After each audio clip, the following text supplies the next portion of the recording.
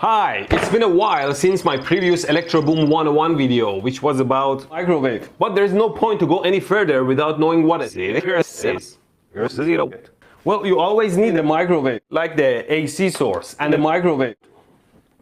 Let me make some room. I just need to clean in front of the microwave. Like a microwave oven, for example. I can put in there like a plastic fan. I guess it's not gonna heat up because microwave.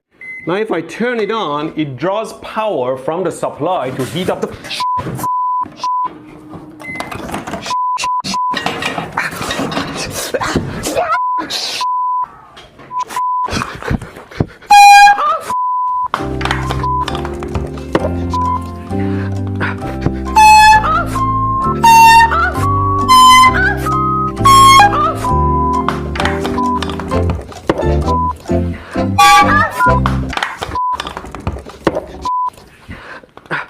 How does it work?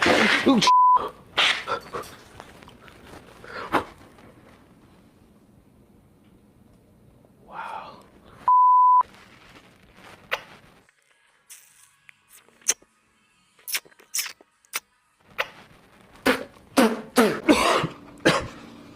If there is metal in something, don't put it in the microwave. Put it in the microwave.